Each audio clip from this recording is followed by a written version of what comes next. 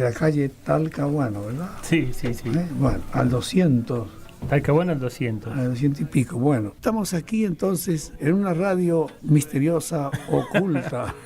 Una radio llamada Caput. Radio Porque Caput. ningún indicio existe que aquí pueda funcionar una radio. Y vos decís, ¿dónde me están llevando? Empieza a sospechar uno. Sueño, mi amor, quiero yo. Radio Caput.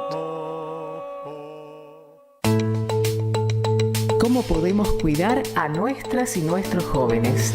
Hagamos un acuerdo entre adultos, que las y los jóvenes no se queden en soledad. Estemos cerca para escuchar y acompañar. Que no se queden sin adultos y adultas para conversar. Promovamos encuentros entre pares y prácticas de cuidados. Generemos espacios de escucha e intercambio, sin juzgar.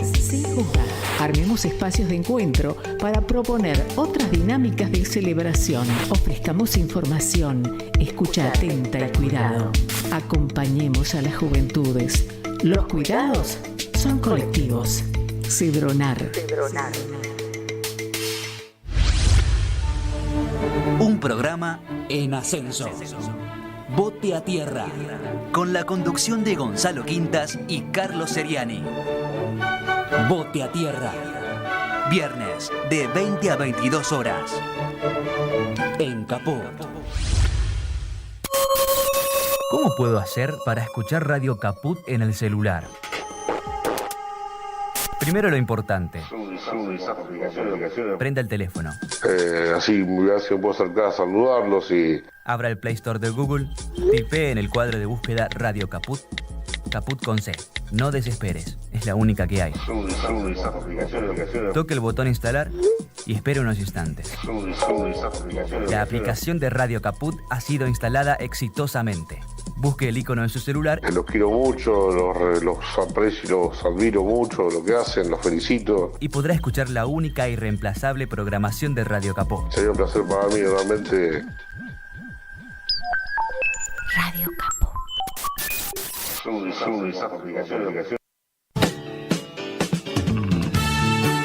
Quererse libre. Un intento de humanizar la realidad. Quererse libre. El programa con Fortunato Morrone y Pedro Mouratian. Un programa para la libertad. Para la libertad. Sangro, lucho, vivo para la libertad. Mis ojos y mis manos, como un árbol carnal, generoso y cautivo.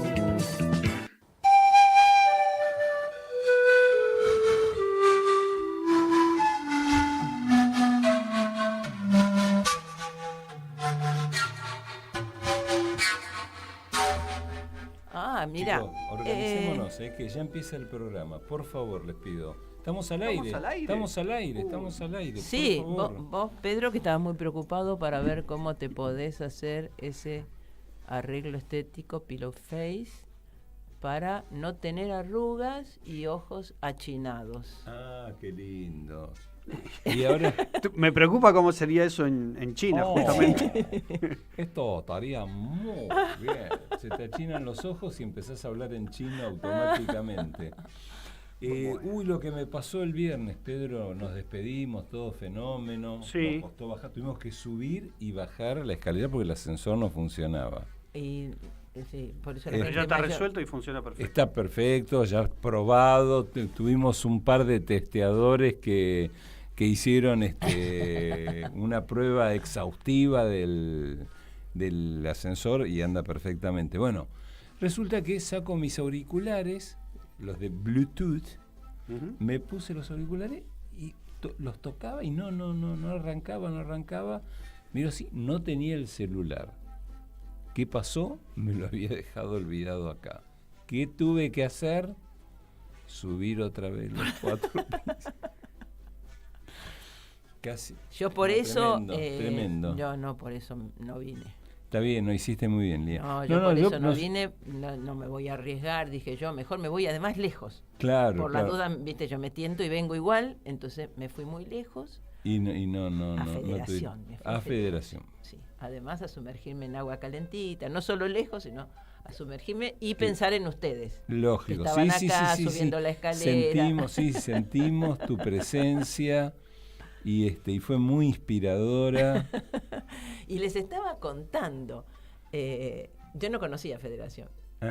Y recordaba como tantas cosas que uno no tiene presente y por ahí lo tiene medio agarrado con alfileres, recordaba así que Federación, que la antigua ciudad había sido trasladada porque con el tema de la represa, la construcción de la represa de Salto Grande, después eso fue todo cubierto de agua, etcétera, y claro, lo tenía más o menos, yo calculaba cuándo había sido, no sé qué historia, algo leí antes de ir. Federación está Uruguay, el río Uruguay sería. Claro. Uruguay.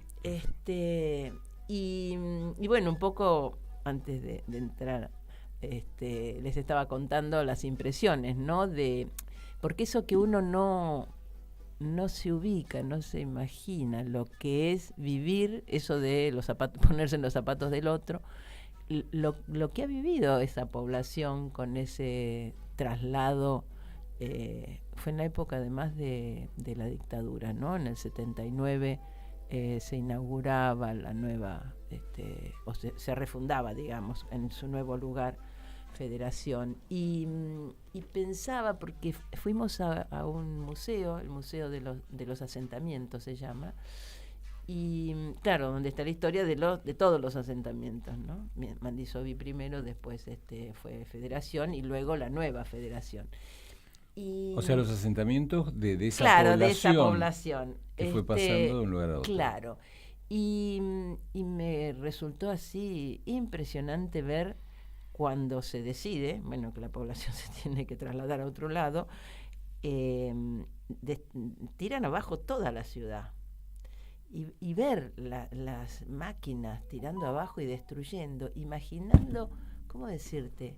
La gente que vivió toda la vida, que tenía los abuelos, los padres, su arraigo en ese lugar, que te destruyan todo y eso después es tapado por el agua. Dicen que todavía cuando hay bajante, cuando está muy bajo, hay gente que va porque lo que ha quedado son como los cimientos y obviamente las marcas de donde estaban las casas y todo el mundo ubica dónde estaba su casa. Claro, ¿no? entiendo que si había alguna construcción, por ejemplo, de 2 pisos, la han tenido que romper para que el río... No, todo tiraron. Sí, lo que le debe quedar es el encadenado de abajo. Exactamente, eso es lo que se ve y entonces van y una parte se ve cuando hay mucha bajante.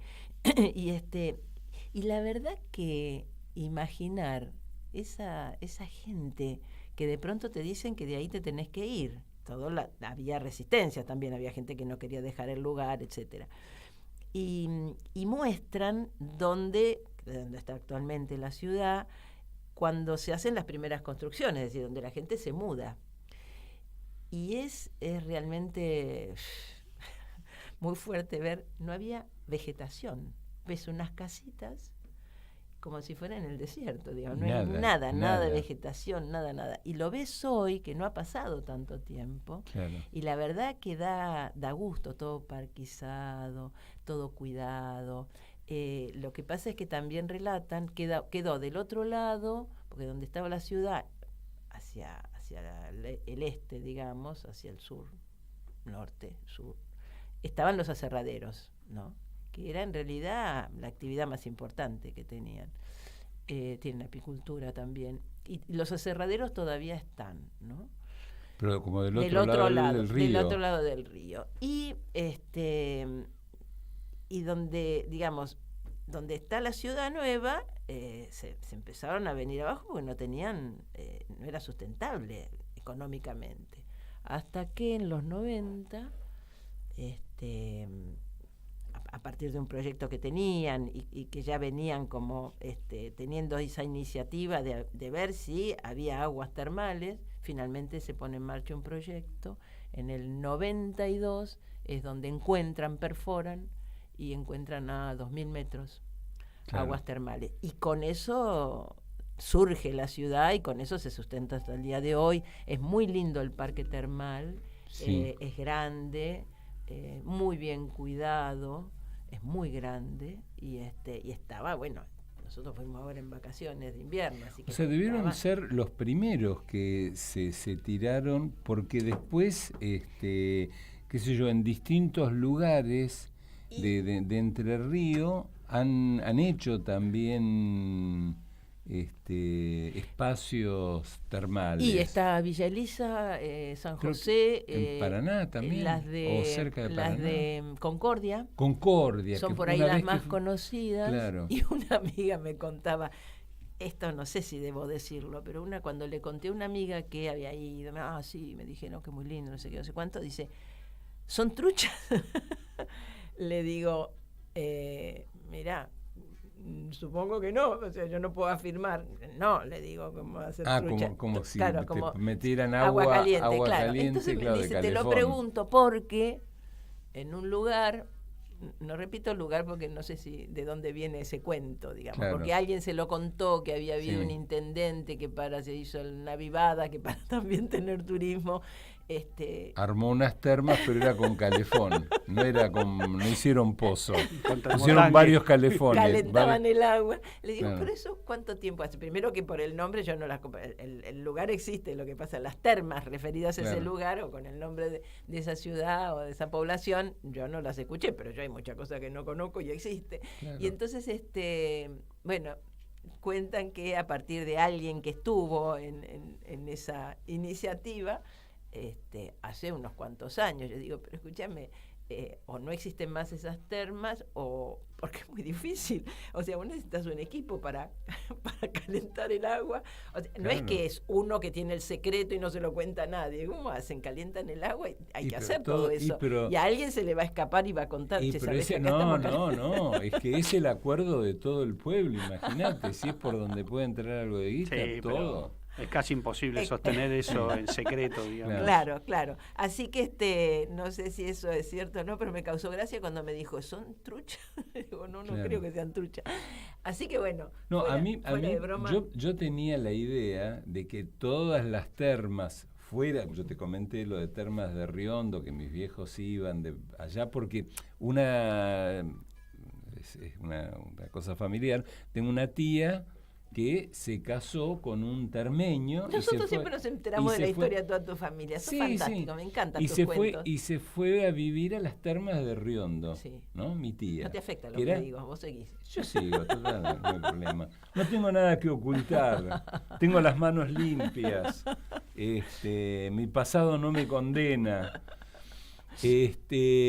Nada, y a partir de esa circunstancia familiar, mis viejos, qué sé yo, fueron una vez a visitarla, les gustó, está el tema de las termas, por eso lleva su nombre, pero esas son termas y que inclusive hay un lugar en las termas de Riondo que el agua termal surge al nivel del suelo, o sea, Ajá. se arma como una especie de piletón natural donde la gente se iba a bañar, o sea, surgía naturalmente. La gente hacía el pozo de agua y al tanque de agua le llegaba el agua En su termal casa, sí, en su casa. Con la O misma sea, presión. con la misma presión, o sea, tenían que, o sea, imagínate, ahí en Federación tuvieron que meterse 2000 metros abajo. Sí. En las termas de Riondo, no sé si eran 15 metros o 50 metros, pero era una cosa, digamos, muy fácil. Claro. Entre 4 o 5 vecinos se ponían de acuerdo, hacían la perforación. Imagínate, para hacer una perforación de 2000 metros se necesita un geólogo que sepa dónde meter el caño, que inclusive hace años escuché una nota a un tipo que era especialista en buscar aguas Bueno, vos sabés que termales. una cosa interesante es que en el museo están expuestos los cortes, digamos, ¿no? De las distintas capas Claro. geológicas y muy bien porque está digamos, el corte del metro de 0 a 200 metros, por ejemplo, ¿no? Y vas viendo la piedra, digamos, Claro. representativa de cada corte y te dice de qué metraje a qué metraje hasta que llega a 1900 y pico, que es la última, que es donde encontraron agua. Es muy interesante eso, además de que está hay Sí, sí, sí, fotografías ilustrando. Y sí, en realidad es como un equipo es un equipo de Claro, perforación importante, como los que ves de petróleo, ¿no? A 2000 metros. Entonces, claro, yo teniendo ese antecedente de las termas muy próximo, donde mis viejos me contaban que ellos tenían en el baño, o sea, tenían una bañera. Qué interesante. Entonces abrían la canilla y ahí se daban sus baños. O sea, no es que tenían que trasladarse a unas piletas comunes, no, en el baño de la casa. Inclusive no tenían calefón en esa época ninguna casa, pues tenían que enfriarlo. O sea, el problema era al revés. Era al revés. Digamos que el agua que llegaba al tanque estaba caliente. Inclusive, bueno, tenían termómetros porque tenían que esperar que bajara la temperatura para poder meterse. No sabía nada de eso. No, tenían termómetros, esos termómetros de agua para buscar la temperatura que les era soportable. O sea, no se podía meter uno en el baño apenas abría la canilla. Ajá. Pues salía el agua muy, muy caliente. Entonces, bueno, con ese antecedente digo, ¿cómo puede ser que cerca de Mar del Plata también había un lugar, que había unas termas? En San Clemente hay termas. Claro, bueno, entonces yo decía, yo no fui. ¿Cómo puede ser? Digo, porque allá por la zona, próximo a la cordillera, digo, me parecía Claro, eso es lo que yo preguntaba, más... ¿de dónde viene? Porque, aguas termales, aguas calientes, yo imaginaba que tiene que tener cerca un volcán, una fuente, pero no, parece que sí, a medida que uno se aproxima al centro de la Tierra, está calentito, digamos. Así es. Y sí, está calentito. Bueno, ahora está calentito afuera también. Afuera está más calentito. Afuera está más calentito, estamos todos, ¿no? Muy calentitos. Con las últimas noticias que estamos viendo. Sí. Yo venía para acá, ustedes vieron estoy muy impresionada por algunos afiches. ¿Ustedes vieron el afiche ¿De quién? A ver. De candidato Cunio? ¿Cunio? Sí. ¿El de Bukele? ¿Lo tiene Bukele de qué? ¿De vice? No, lo tiene de legislador. De imagen y semejanza, digamos. Qué impresionante. Sí, con Bukele. Claro. Muy impresionante eso. Yo a raíz veo esto, lo vi hoy, había visto otros de él, pero yo no lo había reparado en Bukele, habré pensado que era por ahí algún candidato a legislador o a concejal o algo así. No. Pero además los colores, todo así bien a lo bestia, ¿no? Como mostrando una cosa bien brutal. Y había leído esto, creo que la leí ayer, la noticia de que los juicios a las maras van a ser no individuales, digamos, juicios penales, no individuales, sino colectivos, juicio penal colectivo. ¿Lo leíste? No. Sí, es una iniciativa. ¿Cómo se hace un juicio penal colectivo? No sé, porque la responsabilidad penal es personal. Entonces van a tomar, qué sé yo, unos 900 tipos, por ejemplo, de los que están presos y los van a juzgar, como todos pertenecen a la misma, dan por hecho, digamos, que todos pertenecen a la misma organización, entonces los van a acusar así en grupo. Claro. Así hacen más rápido. ¿Y tienen pena de muerte? No sé, no. Pero digo, cuánta monstruosidad, ¿no? Cuánta monstruosidad. Y cómo así tan livianamente en otro país le puede aparecer un candidato a presidente de la República que ponga en la imagen de propaganda la imagen de un presidente de otro país, independientemente, que no es independiente lo que digo, pero independientemente de que refiere a una visión, a una metodología que es como para nuestro país totalmente inconstitucional, ¿no? Entonces yo digo, esto lo pensaba a raíz de, ustedes habrán visto seguramente una de las propagandas de Bullrich que dio lugar a presentaciones que hizo Devido y alguien más, que ahora no me acuerdo. Digamos, Devido dice, yo no soy ni candidato, ni no estoy en esta campaña. Él pidió a Servini de Cubría que le prohibieran a Bullrich tenerlo en una propaganda donde por supuesto dice terminó con la corrupción y lo ponen a debido bajando unas escaleras, ¿no? Entonces yo pensaba que y alguien más que se me está escapando en este momento. Y Milagro pidió a Milagro Sala, exactamente, a Milagro Sala mismo, también y está en este mismo video, no solo está debido, creo que en este yo mismo está. Los videos de Bullrich trato de bueno, no verlos entonces yo pensaba por mi salud que en materia, digamos, de legislación electoral también habría que pegar una revisada, ¿no?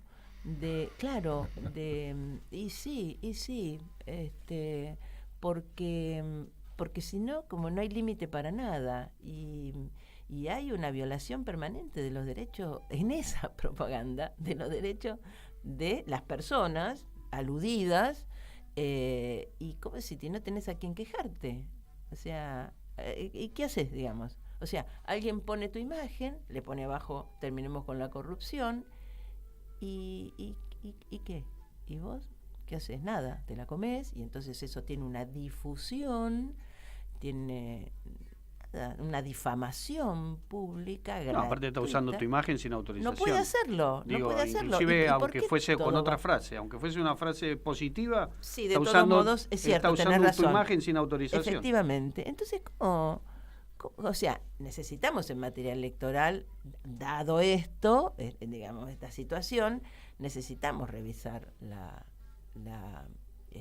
legislación electoral, ¿viste? Para poner un marco, ¿no? No es posible esto es asqueante, todo lo que estamos viendo. Y lo que pasa es que en realidad yo creo que lo que se plantea son el buscar el voto en contra de, no a favor de.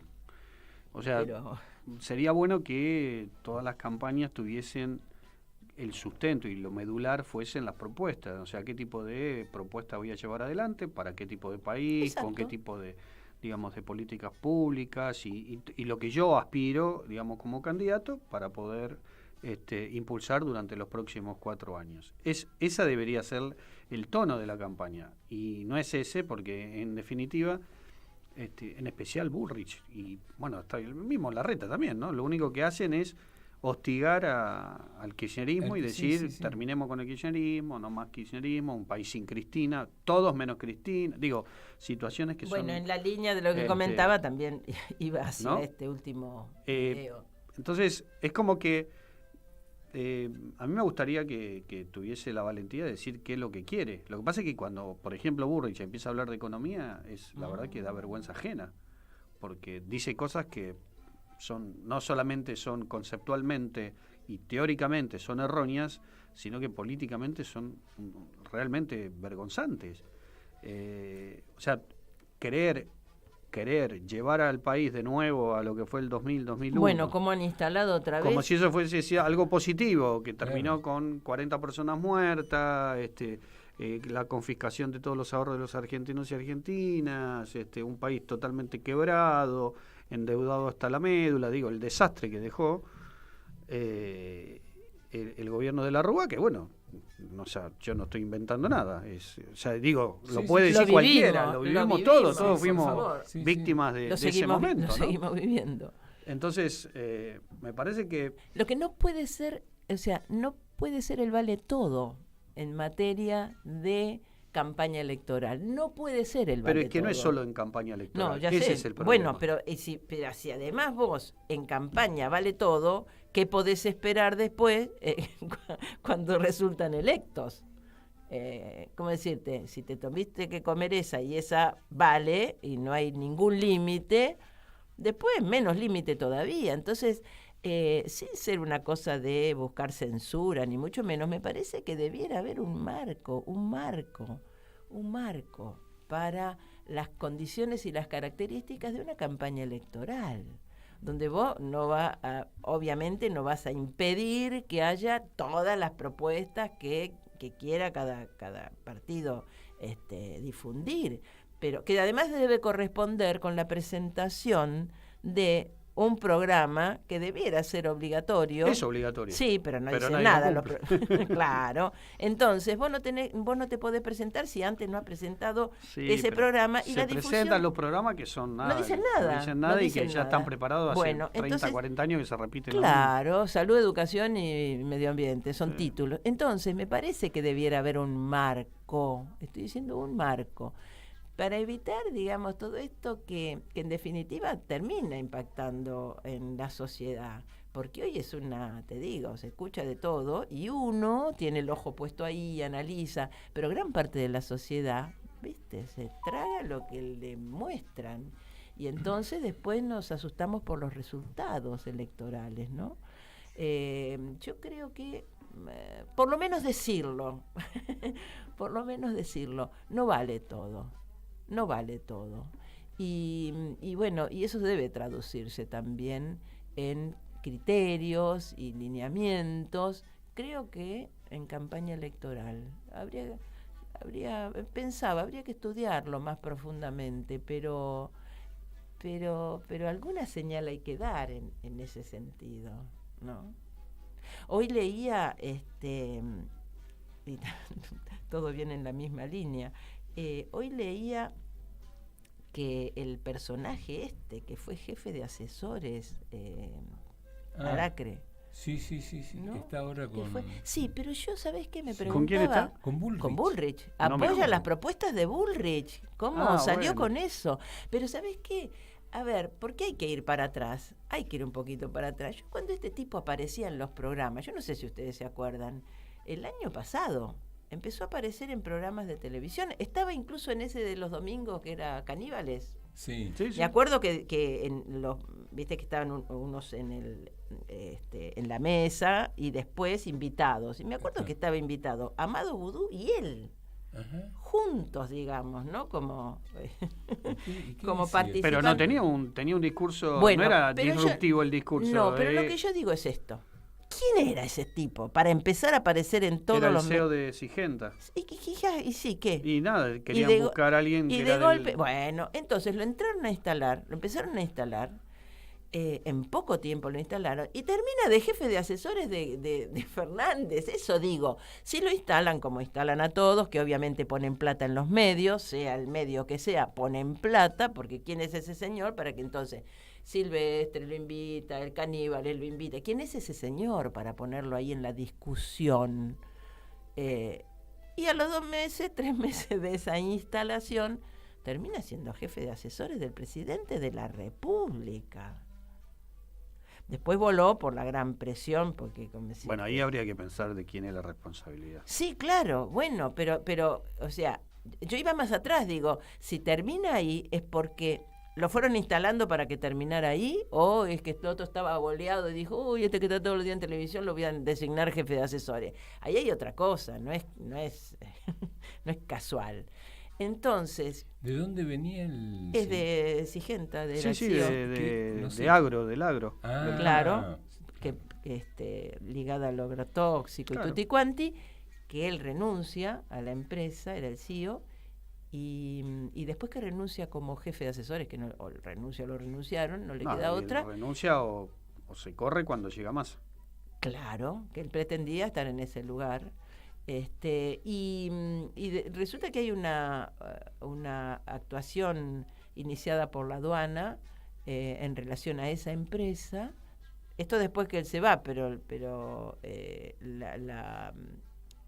la investigación creo que arranca en el 2019 sobre esa empresa ligada a cuestiones de contrabando.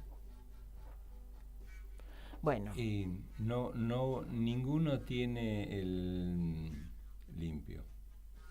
Bueno, entonces, ¿sabes por qué? De estos, ¿no? Imagínate el amigo de Macri, el de Hayden Lake. ¿Como Lewis? Claro, el de Lewis ahora. Joe, voy a decir... Joe. Lewis, no, Joe. Lewis no, Lewis. Joe el aceitoso, que tiene cara así de entonces, killer, ¿no?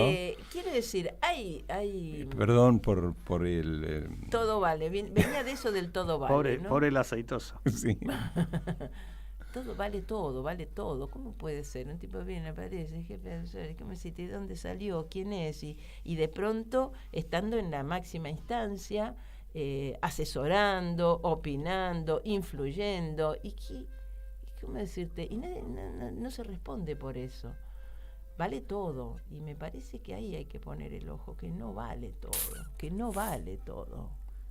vale todo. Lo que pasa No es debiera que valer no todo. debiera valer todo, pero vale todo. Ese es el problema. Bueno, estamos en un problema grave. Pero estamos- no hay. Houston, Digamos, yo no le veo estamos en un problema.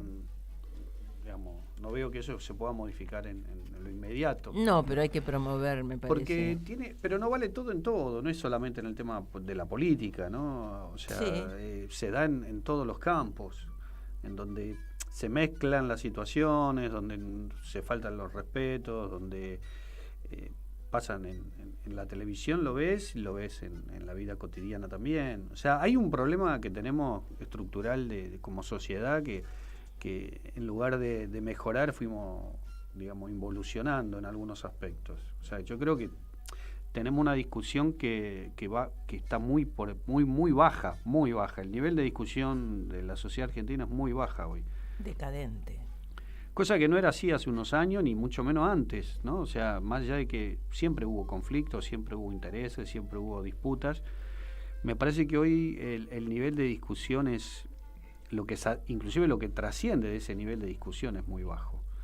Y en eso creo que todos colaboramos también, por acción, por omisión, por lo que sea, ¿no? Sin Por duda. consumo. Somos parte de esta todos sociedad, somos parte no de estamos esa. afuera. Entonces, yo creo que ese es uno de los grandes desafíos que tenemos, porque, y para mí, yo insisto, creo que el gran desafío es poder realmente modificar el pensamiento, pero no para que se piense de una determinada manera, sino para que haya un pensamiento crítico. Exactamente. O sea, lo que necesita cualquier sociedad es tener pensamiento crítico, porque ese es el que después te permite mejorar un montón de aspectos. Así es. Y eso se da a través de la educación, se da a través del consumo de determinados medios bueno, en fin, todo lo que nosotros sabemos que hoy no está pasando. Y se ha ido Lamentablemente. deteriorando, y se ha ido deteriorando. perdiendo lo que había, y entonces se han caído cualquier referencia que pueda ser útil, digamos, para enderezar la cosa en esa dirección. Porque no hay una discusión de fondo real. No.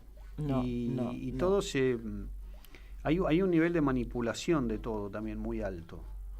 Entonces nos lleva a estas situaciones, ¿no? O sea, nos cuesta mucho también hacernos cargo de lo que pasa, y siempre estamos buscando la responsabilidad en el otro. Siempre el problema de lo que nos pasa está en el otro, siempre. Y eso es un problema. Así es. Porque si yo siempre creo que, y mi pensamiento digamos, medularmente está constituido de esa manera, es creer que yo nunca estoy cometiendo ningún error, que mi pensamiento es, digamos, tengo una mirada profundamente autoritaria, ¿no? De lo que va pasando. Aunque ese pensamiento crítico empieza por uno. Y por supuesto. Absolutamente. Entonces pasa lo que va pasando, digamos, ¿no? En cualquier ámbito, no es solamente en el tema de la política. No. Es un reflejo, Sí. en todo caso, lo de la política. Bueno, ¿qué les parece si ¿Pones musiquita? ponemos algo de A música? ver, ¿qué trajiste? Bueno, para hoy? Isa siempre nos está proponiendo distintos temas para recordar, como efemérides. Hoy, 28 de julio, es el aniversario de la muerte de dos músicos como Antonio Vivaldi, que murió en 1741, y Johann Sebastian Bach en 1750. El mismo día, 28 de julio. El 28 de julio. Mira vos, qué casualidad, sí. Y una de las propuestas, tenemos dos temas, nos propone dos temas, uno de Bach y otro de Vivaldi, pero el que me encanta a mí es el de Vivaldi. Que es Tormenta, Storm, estamos metidos en la tormenta, así que escuchemos un poco a Vivaldi, que nos Vivaldi a todos. Dale.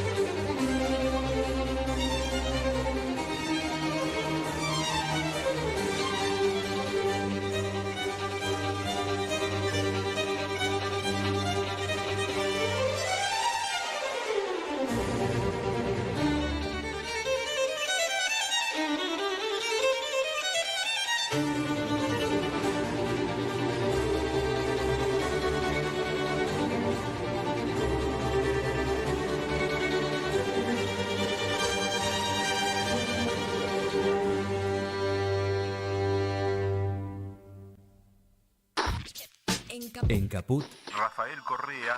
pasan cosas. En toda América del Sur se abrió una ventana de oportunidad para gobiernos progresistas. Rafael Correa. Y llega Hugo Chávez, luego llega Lula da Silva, Evo Morales, Michelle Bachelet, quien te habla en Ecuador. Se avanzó muchísimo. Crecimos, tuvimos dignidad, soberanía, creamos bloques regionales. Estados Unidos, que tal vez tenía la vista en otro lado, no, ya prestaron atención. Radio Caput. Yo veo momentos muy duros y están dispuestos a todo. Esas cosas. Telam Digital. Información en tiempo real. En telam.com.ar. Toda la información que necesitas.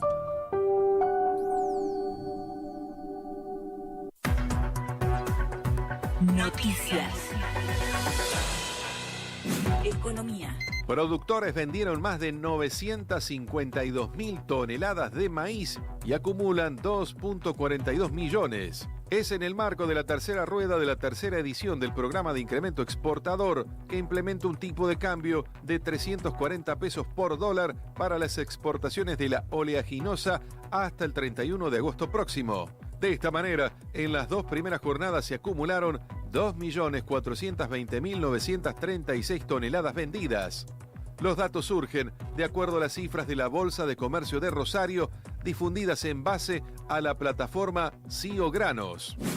El gremio pastelero acordó mejoras salariales para la rama pizzería y heladerías. El Consejo Federal de la Federación de Pasteleros, Servicios Rápidos, Confiteros, Heladeros, Pizzeros y Alfajoreros y las cámaras empresarias del sector acordaron en paritarias un incremento salarial trimestral del 30% para la rama pizzería y del 34% para la de heladería, según informó el sindicato. La mejora de las remuneraciones comprenderá el trimestre julio-septiembre y fue convenida entre el gremio y las asociaciones de propietarios de pizzerías, casas de empanadas y actividades afines y de fabricantes artesanales de helados y afines.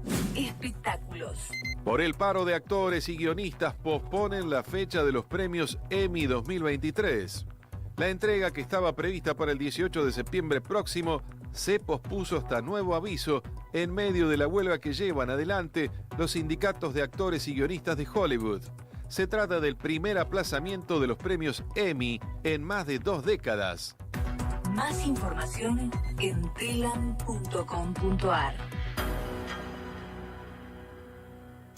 Seguí conectados, seguí Radio Caput, seguí conectados, seguí Radio Caput, seguí conectados, Caput.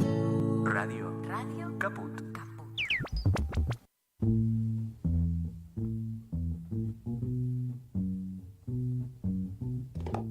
Bueno, terminó el recreo escuchando a don Vivaldi. Qué lindo, qué lindo. Claro, me llamaba la atención que es parte de el verano, pero claro, es las tormentas de verano. Por eso. Nosotros estamos atravesando una tormenta. Sí, agárrate, Catalina. De las 4 estaciones. Sí, una tormenta de 4 estaciones. Sí, tenemos todas las tormentas, toda la tormenta junta. Bueno, nosotros teníamos entre las efemérides 29 de julio, ¿no? La noche de los bastones largos. Así es, de 1966, dice acá.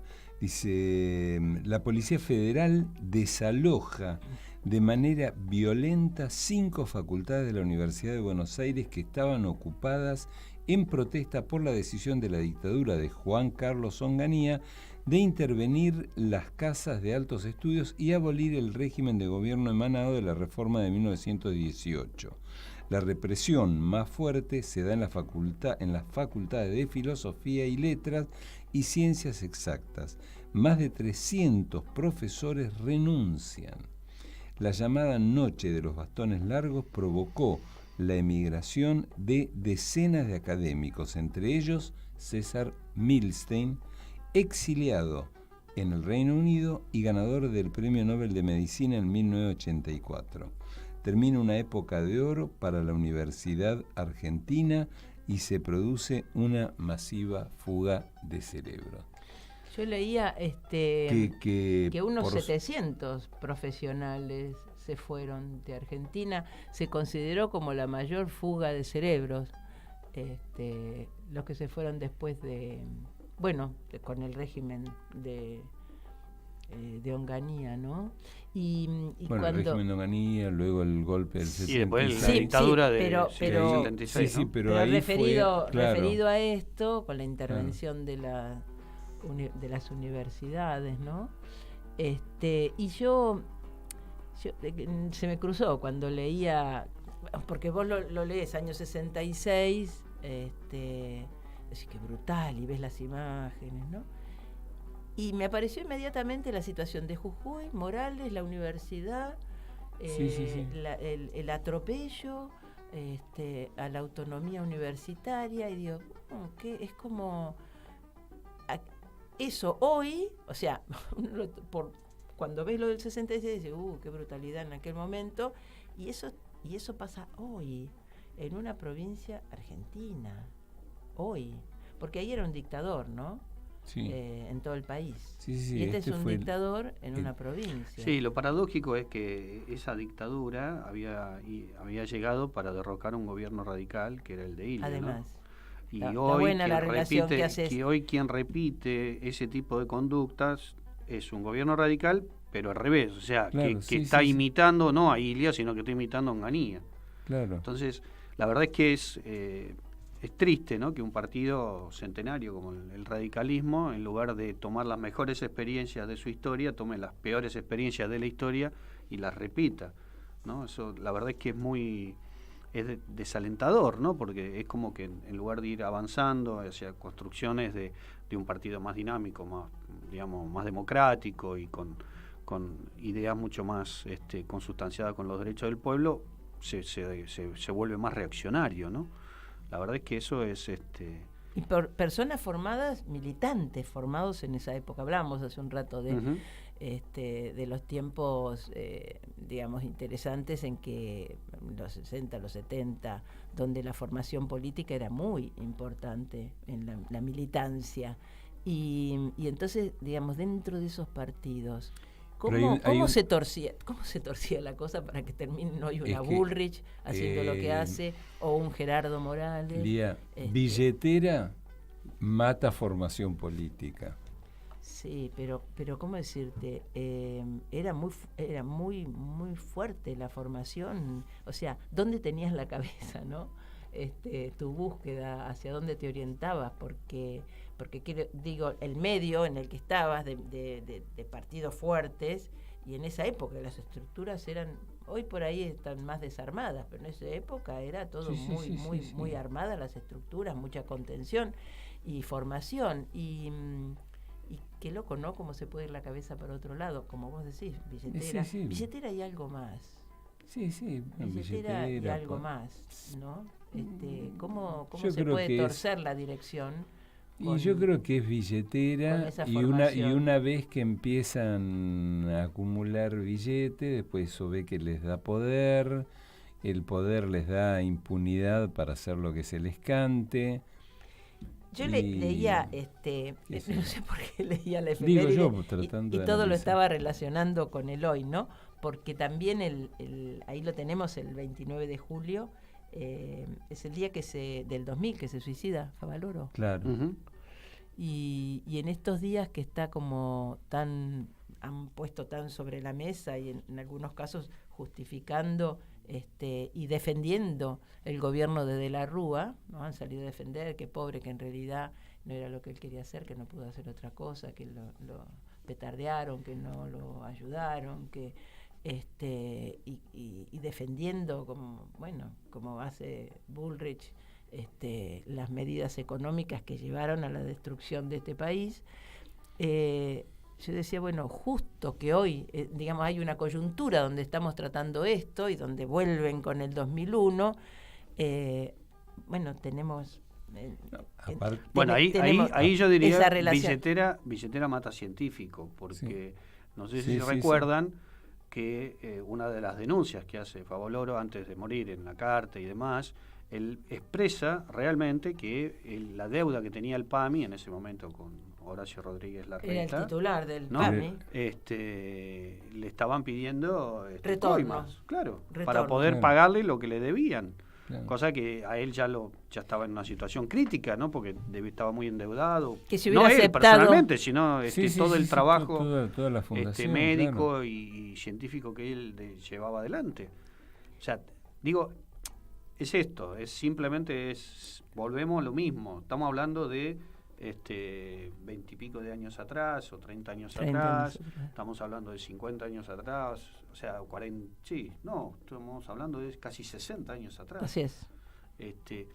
Digo, es cíclico, ¿no? Cómo seguimos y cómo seguimos dando vueltas y cómo seguimos dando vueltas, y siempre es lo mismo. O sea, y lo de Favaloro, el día anterior a suicidarse, él le pide a De la Rúa, le plantea a De la Rúa, el día anterior le plantea a De la Rúa la situación desesperada en la que estaba. Lo dice el mismo De la Rúa, no le dio bola. O sea, el mismo De la Rúa lo cuenta. No le dio bola. Estaba muy aburrido. Qué bárbaro, muy ¿no? aburrido. Qué bárbaro, ¿no? Y entonces tenés como... Todo eso lo traes al hoy, porque... Y ahora, perdóname, Lía, esto no es un invento del peronismo, del kirchnerismo. Absolutamente. O sea, esta es una realidad que ahora, en medio de la interna en Juntos por el Cambio, ha salido a la luz porque se han matado. Claro. Entre Bullrich y Larreta se han tirado. Uno le indilgó la irresponsabilidad del gobierno de la Rúa, el blindaje y la economía y el estallido social y las muertes, y la otra le indilgó a los Rodríguez Larreta el tema de Favaloro, ¿no? O sea, exacto. Digo, nosotros no estamos inventando la historia es esta y la cuentan ellos mismos, y ellos mismos cuando se tienen que enfrentar sacan a relucir porque la conocen esas verdades, bien. porque la conocen, fueron protagonistas y saben que ha sido desastroso eso, ¿no? Así es. Así que estamos ahí, ¿no? ¿Cuándo son las elecciones? ¿Cuánto faltan? ¿Cuántos días 13 faltan? de agosto la paso, digamos. Y está dentro de lo que es, sigo sin acordarme el nombre del frente. Unión por la Patria. Unión por la Patria. Qué loco, cada vez que lo tengo que decir. Está no en la duda, si es Unidos. Unión por la Patria. Unión por la Patria. Unámonos. Todo el planteo que hay respecto de si votarlo es la conversación hoy, ¿no? Claro. Si votarlo a Grabois y Massa, si votar a Grabois para, lo habíamos hablado nosotros en otro programa, para lograr, digamos, porque dicen muchas cosas con las que estamos de acuerdo. Sí, totalmente. Y nos hemos llevado, no digo la sorpresa, pero esto de que todos fueron a la rural a prometer que no haya retenciones, bajar las retenciones, sacar las retenciones, y no es una sorpresa, pero no es un grano, un ¿no? detalle. Un disgusto, es claro, un disgusto. Claro. Entonces, con una posición tan clara, tan sólida, ¿no? Tan bien desarrollada como la de Grabois, y ¿cómo expresa uno eso? Si lo va a expresar con el voto. ¿Cómo expresás que no estás de acuerdo con eso? Que es medular, ¿no? Entonces, está la discusión en la militancia, está la discusión a quién le vamos a poner el voto. Entonces, por un lado, esa cosa de si votas a Grabois, entonces saca menos votos más, entonces hay un debilitamiento, porque después la cuenta se hace no sé cómo, entonces el que menos votos tiene. Y por otro lado, la construcción interna de un espacio, o el fortalecimiento de un espacio, que una vez que ganemos la elección, tenga peso en las decisiones, ¿no? eso es lo que hoy se debate en la militancia. Y qué lío, ¿no? ¿Qué hago, porque lío? porque te tiran y porque te tiranean ¿Qué para un lado y te tiranean para el otro. Yo no sería tan dramático. Yo creo que lo importante es saber qué modelo va a ser opuesto al de una derecha que se expresa de distintas maneras. Veremos ahora si el candidato o la candidata es Burrich o Larreta por parte de Juntos por el Cambio. Por el otro lado está Milei, están los partidos de izquierda y después están las dos expresiones dentro de Unión por la Patria, que yo creo que hay que votar dentro de lo que del espacio nacional y popular, dentro de lo que cada uno de nosotros sienta como que es lo más genuino. Sin otra especulación. Sin muchas especulaciones. Sí, bueno, yo ahora voto esto, después veremos. O sea, después creo que la disputa son posteriores. Yo creo que es cierto, el planteo que hizo Massa con el tema de la lista de unidad no tenía que ver solamente para que el candidato de Unión por la Patria, en este caso ahora, fuese el que ganase las elecciones, por lo menos dentro de las candidaturas individuales, ¿no? Sino que tenía que ver también con mostrar un candidato del oficialismo consolidado, fuerte, y que eso pudiese realmente repercutir en la economía, en el sentido de que si vos tenés un candidato, si Massa mañana saca el 14%, y Grabois saca el otro 14%, aunque gane Massa, o 13% Grabois, aunque gane Massa, es un candidato debilitado. Ese es el planteo que había hecho Massa. Y más allá si después Burrich saca el 19, digamos, ¿no? O sea, porque es cierto, los titulares de los diarios después lo van a armar como quieran, ganes o pierdas, lo van a armar como quieran. O sea, está pasando en este momento con el tema YPF, que si después quieren quiero decir dos cosas. Pero el tema es ese, o sea, es no dramatizar la situación y tampoco ser agresivos con los candidatos nuestros, digamos, o propios, en mi caso, lo que yo donde yo me considero representado, porque en definitiva, la verdad, y honestamente creo que hay cosas que veo positivas de un candidato como del otro, en algunos temas, y otros que no los veo positivos tanto de uno como del otro. O sea, pero eso me va a pasar siempre, porque no hay un candidato que represente todo el pensamiento de uno, sino tendría que ser uno el candidato. Y eso no va a pasar nunca. Y tampoco estoy de acuerdo en que quien sea el candidato o la candidata, digamos, uno no tenga la capacidad de poder discernir o de cuestionar si toma o no toma determinadas medidas. O sea, yo creo que lo que siempre se juega en una elección son modelos de país. Y esto lo quiero decir en función también de lo que pasa con...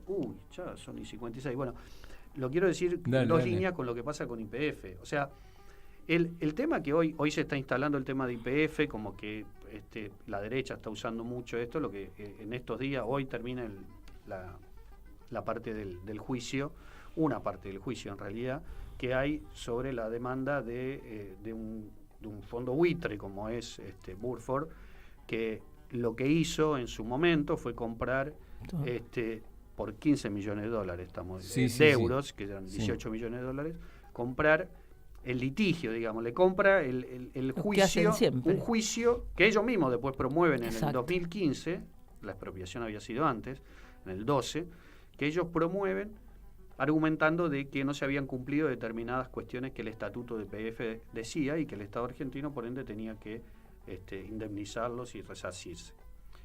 Es complejo el tema, ahora no lo voy a decir porque llevaría mucho tiempo, pero hay una cosa que es importante tener en claro, y es que el Estado argentino, más allá de que pueda ser, primero, esta decisión de la jueza del distrito, digamos, es poco menos que un juez de falta de acá de la Ciudad de Buenos Aires, o sea, también tenemos que tener presente eso. Eso termina ahí gracias a nuestro ex ministro de Economía, querido José Martínez de Oz, ¿sí? Porque en la época de la dictadura el señor había generado todo lo propicio para que todas las empresas extranjeras pudiesen litigar fuera en jurisdicción extranjera, ¿no? O sea, no en la Argentina. Exacto. O sea, vos venís acá, pero después si tenés un problema lo hacemos afuera. Sí, y el presidente Carlos Menem con Dromi, ¿sí?, se encargaron de cerrar ese capítulo. Entonces la Argentina queda atada de pies y manos para poder realmente recuperar su patrimonio digamos, con las condiciones que uno debería hacerlo. ¿Por qué? Porque generaron ellos un mecanismo que las empresas privatizadas prácticamente eran imposibles de volver a estatizar. Claro. Salvo que tuvieses que pagar un montón de plata y generar un montón de conflictos y de juicios y demás. Todo eso se lo vemos a Carlos Menem.